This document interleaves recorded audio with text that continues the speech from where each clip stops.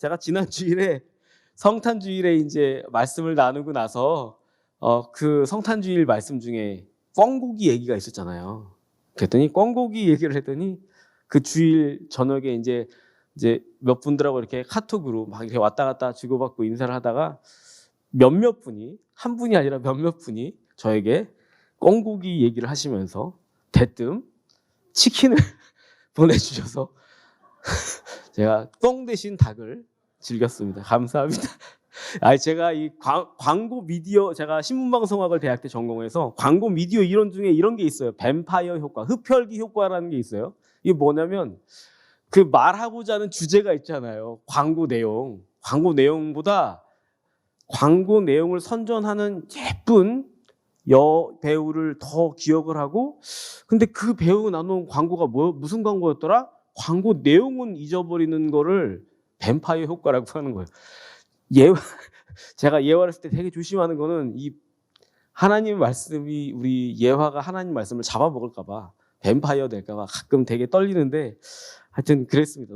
너무 재밌기도 하고 너무 감사하기도 했습니다. 그러면서 제가 꿩고기를 이렇게 듣고 묵상을 하니까 이제 송구 형님의 말씀을 준비하면서 그런 게 성경에 만나와 메추라기로 먹이셨던 얘기가 이렇게 떠오르더라고요. 이스라엘이 광야에서 가시 같은 이런 과자 같은 만나를 먹고 메추라기를 잡아서 먹고 그랬던 이야기가 생각이 났습니다. 이스라엘이 광야로 나와서 먹을 것 없고 마실 것 없는 광야를 무려 40년이나 걷습니다.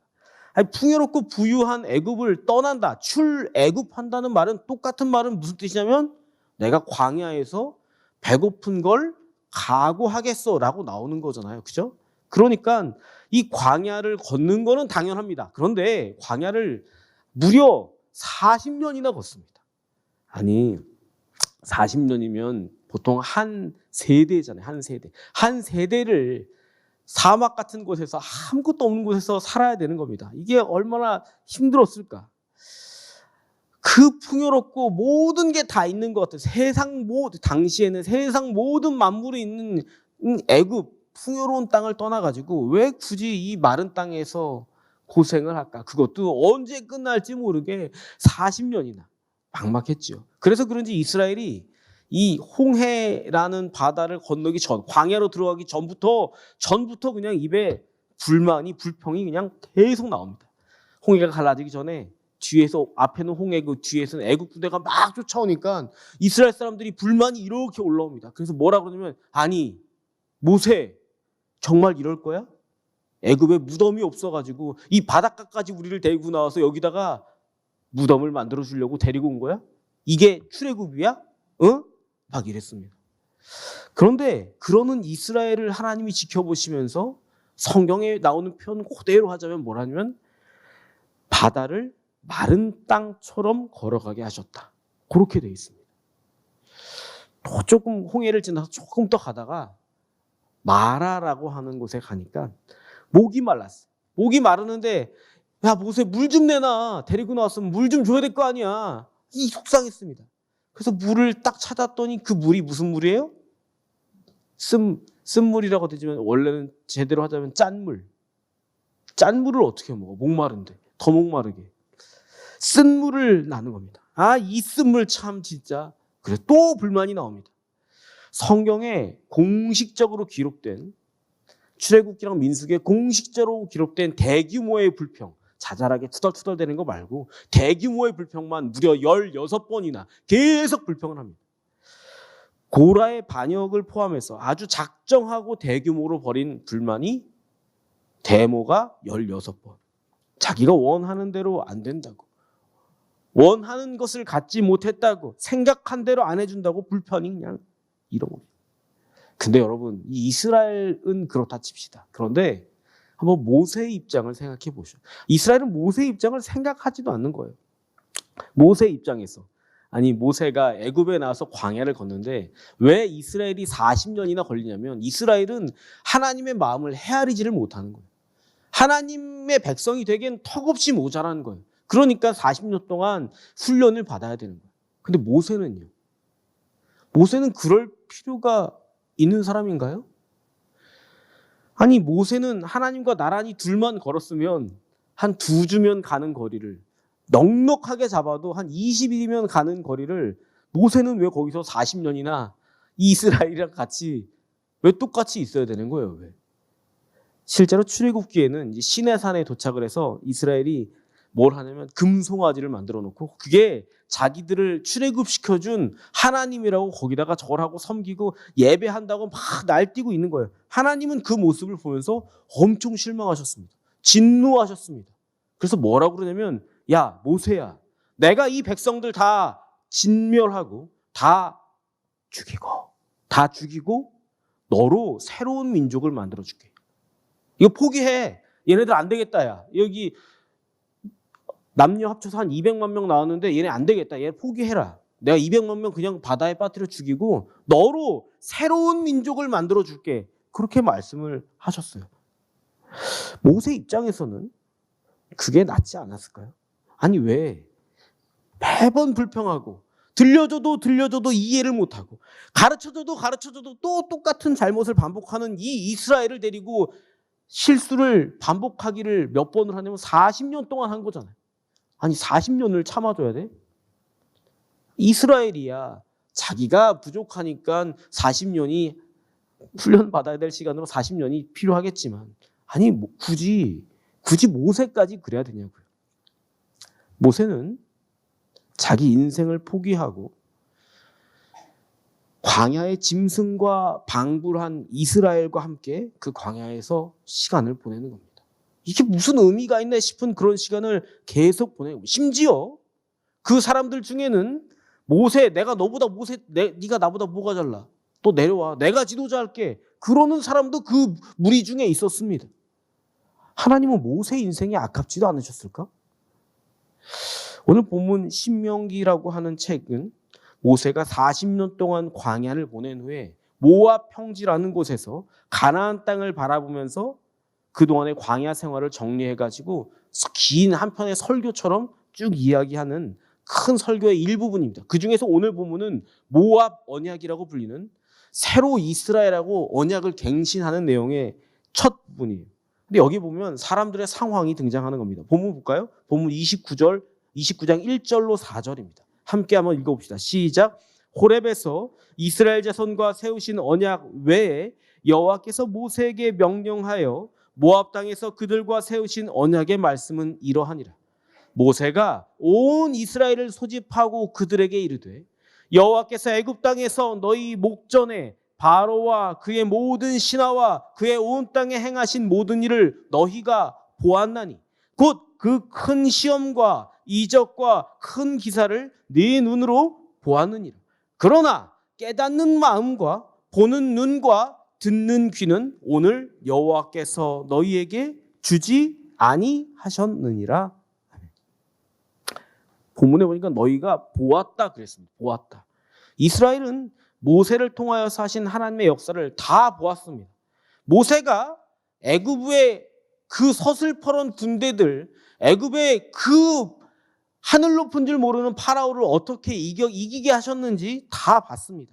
모세가 하나님의 선지자인 줄도 다 알고 인정하고 그 모세가 지난 40년 동안 자기 옆에서 그렇게 걸었다는 것을 알고 있죠. 그런데 그걸 보고 알고는 있는데 깨닫지는 못했다는 겁니다.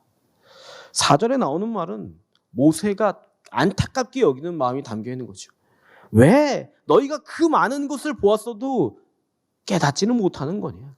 왜 너희가 누린 그 모든 것들이 있었는데도 너희는 그게 감사할 줄을 모르는 거냐? 모세가 안타까운 겁니다.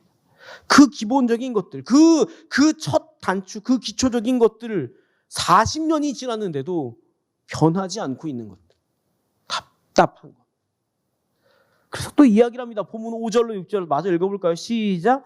주께서 40년 동안 너희를 광야에서 인도하게 하셨거니와 너희 몸의 옷이 낡아지지 아니하였고 너희 발의 신이 헤어지지 아니하였으며 너희에게 떡도 먹지 못하고 포도주나 독주를 마시지 못하게 하셨음은 주는 너희의 하나님 여호와이신 줄을 알게 하려 하심이니라. 아멘. 야, 너희가 입은 옷을 좀 봐봐. 이 광야 기간 동안 배틀이 없으니까 옷감을 만들 수가 없잖아. 근데 너희 옷이 벗지 않았잖아. 이 광야를 걷는 동안 뜨거운 땅바닥을 맨발로 걸을 수는 없었잖아. 그런데 너희의 신이 달아지지도 않았잖아. 너희가 원했던 떡을 먹지 못하게 하고 술을 마시지 못하게 한 거는 하나님 앞에서 너희가 시내 산에서 버렸던 술 마시고 취하고 음란하게 하고 못된 거 했던 거 다시 못하게 하려고 그런 것이지, 하나님은 너희의 하나님이신 것이 확실하잖아. 모세가 이스라엘 백성들을 다 모아놓고 하는 얘기가 이겁니다. 더 볼까요? 7절로 9절 같이 읽겠습니다. 시작. 너희가 이곳에 올 때 헤스본 왕 시혼과 바산 왕 옥이 우리와 싸우러 나왔으므로 우리가 그들을 치고 그 땅을 차지하여 르벤과 갓과 므낫세 반지파에게 기업으로 주었나니 그런즉 너희는 이 언약의 말씀을 지켜 행하라. 그리하면 너희가 하는 모든 일이 형통하리라. 신명기에 자주 등장하는 두 나라 두 사람인데, 바산 왕 옥하고 헤스본 왕 시혼이라는 이 두 족속의 왕들은 그때 그 당시 모세가 출애굽해서 가나안에 들어갈 그 당시에 가나안 지역에서 가장 강력한 나라들입니다. 계속 얘기가 나와요. 뒤에도 이 일대에 가장 힘센 나라들을 너희가 물리치고 들어왔다. 너희는 아무것도 없었는데 막 모든 것을 갖춘, 철병거 이런 거 갖춘 그런 군대들을 너희가 이기고 왔다. 그건 너희의 힘이 아니라 하나님의 힘이었고, 그래서 너희 형제들은 이미 요단강 동쪽에 지파 2개 반을 물려받았다. 너희는 너희가 하나님께 드렸던 그 마음을 기억하고 지키면 그렇게 너희의 땅을, 너희의 기업을, 너희의 소유를, 너희의 터전을 받을 수 있다.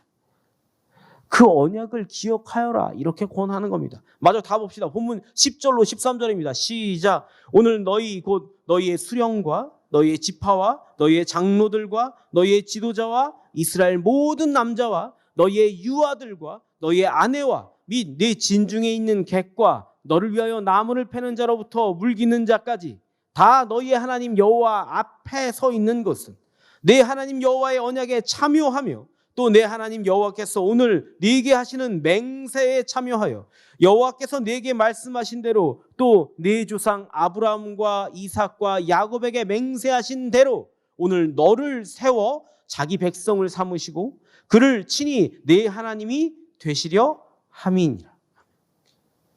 이 언약을 세우고 있는 건 뭘 위해서냐면 너만 아니라 너의 모든, 너와 연관되어 있는 모든 사람들, 심지어 물깃는 사람, 너희 집의 종들까지 다 하나님 앞에 세워놓고 그 모두가 하나님의 백성이 되게 하려고 하는 거다.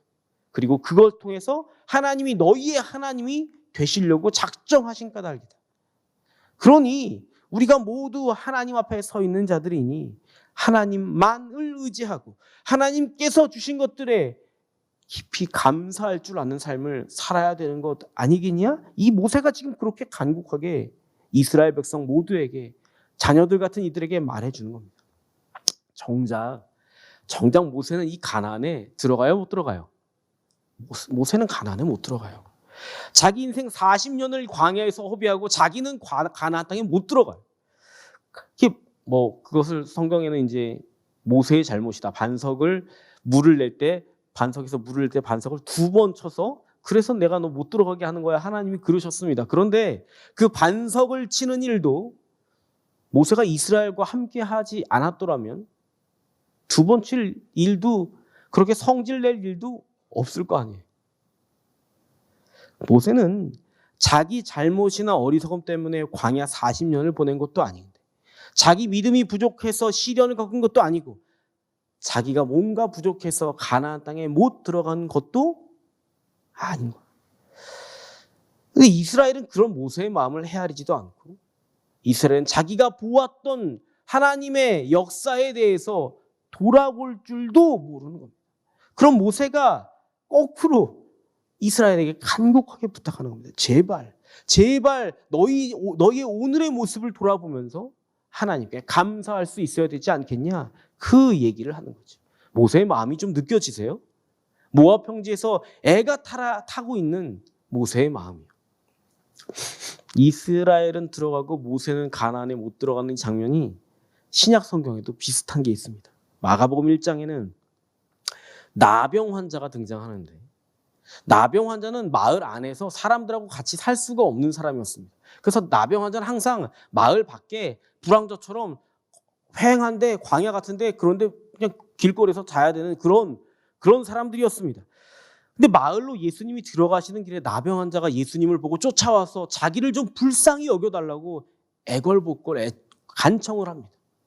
예수님이 그걸 보시면서 안타까우셔서 나병 환자를 깨끗하게 하죠. 깨끗하게 해놓고 가서 제사장한테 보이고 사람들한테는 말하지 말아라 그랬습니다. 근데 이 나병 환자가 깨끗하게 된 것을 자랑을 합니다.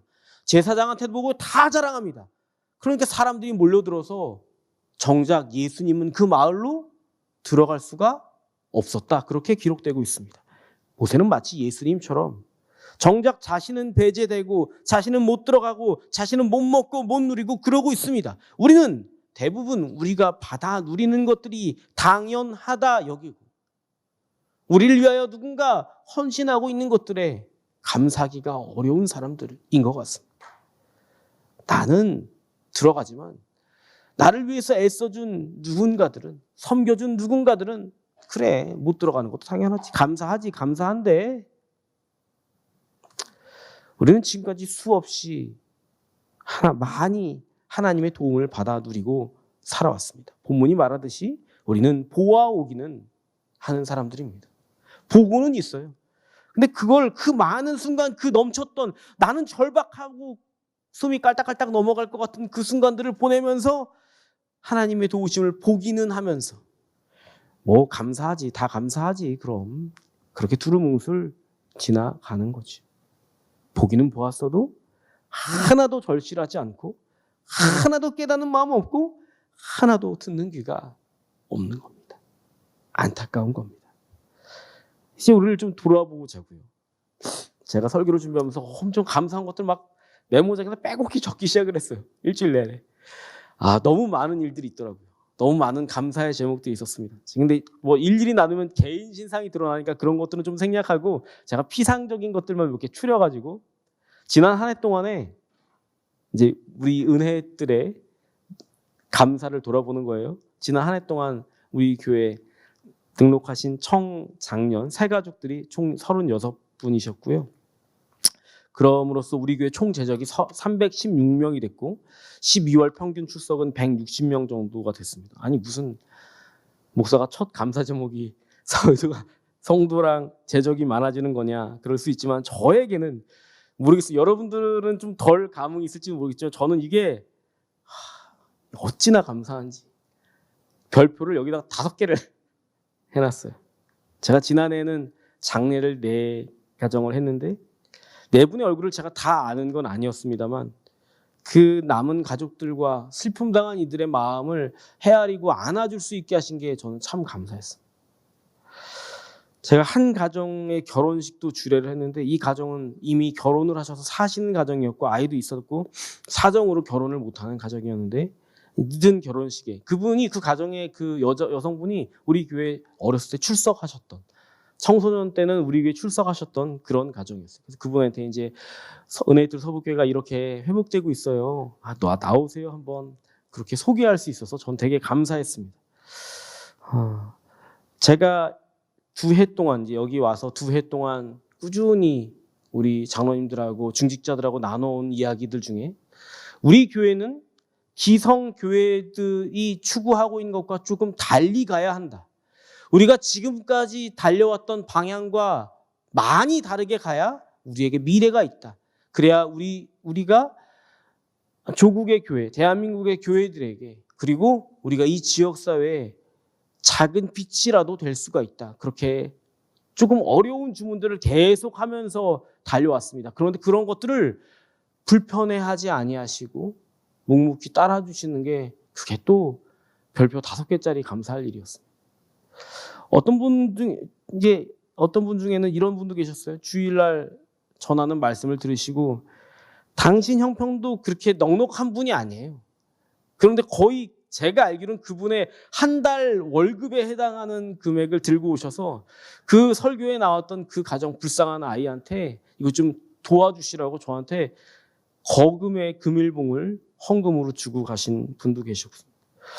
어떤 분은 지난 한 해를 지내면서 다른 모든 해보다 더 많이 부어주셨다고, 감사하다고 간증하신 거, 새해에는 더 힘을 내보겠다고 그런 얘기하시는 것도 전 되게 감사했습니다. 어떤 분은 이제 우리 교회에 와서 그동안에 너무너무 가정에서 눌림받고 상처받고 그런 일들이 있었는데, 그 가정에 그런 사정들이 있었습니다. 근데 이제 그게 많이 위로를 받았다고 그렇게 말씀해 주셨어요. 목사는 그런 말 들으면 힘이 나요. 진짜. 아, 내가 주님께 잘하고 있구나.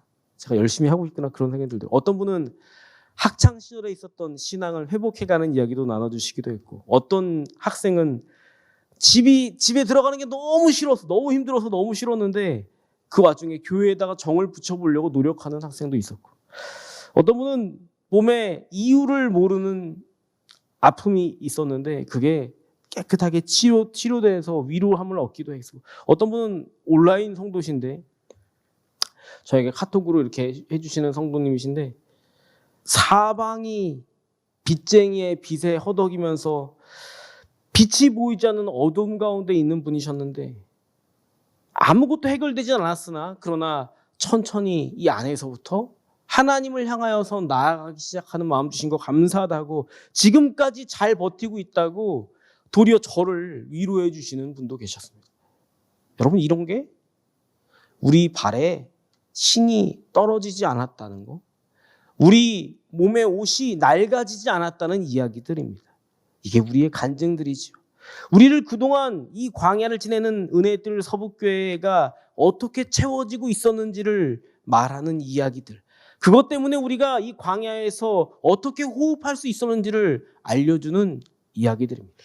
이것보다 물론 더 세세한 얘기들, 개인적인 세세한 얘기들 더 많아요. 그런데 우리가 이 광야를 한 해 동안 걸으면서 우리의 옷이 헤어지지 않았다는 것을 다시 돌아보고 확인하시기 바랍니다. 우리의 신발이 닳아지지 않았다는 것을 다시 돌아보고 확인하는 그런 순간이 되었으면 좋겠습니다. 우리의 눈이 좀 뜨여졌습니까? 우리가 보기는 보았지만 깨닫지 못하는 것들에 깨달음이 좀 있으셨습니까? 보아 번역이라는 것은 내가 하루하루 살아가는 순간 하나님의 도움 없으면 그냥 거저 사라지는 게 아니라는 것을 확인하는 그런 작업이었습니다. 사랑하는 은혜뜰 서북교회 성도 여러분, 우리의 오늘 다른 때보다 더 감사가 쏟아지는 송년의 순간들이 되기를 바랍니다. 매년 닥치는 섣달 금음이잖아요. 매년, 그죠? 근데 그래도 섣달 금음과 새해를 보내는 매 순간이지만 마지막 순간까지 우리의 호흡 하나 흐트러지지 않게 주님이 지켜주셨다는 거, 우리가 떠나보내고 슬퍼하고 아파하는 많은 이야기들이 여전히 우리 곁에 있지만 이 순간까지도 내가 여기 버텨낼 수 있다는 건 하나님이 내 곁에 계시기 때문이라는 걸 잊지 않으셔야 합니다. 그리고 오늘 이 감사가 우리 송구의 영신 예배를 드리고 있는 모두에게, 아니 온라인으로 드리는 이들에게도, 또 아니 우리 은혜의 뜰 서북교회와 그들의 가족들에게 이 감사가 넘치고 흘러갈 수 있기를 우리 주님의 이름으로 축복합니다.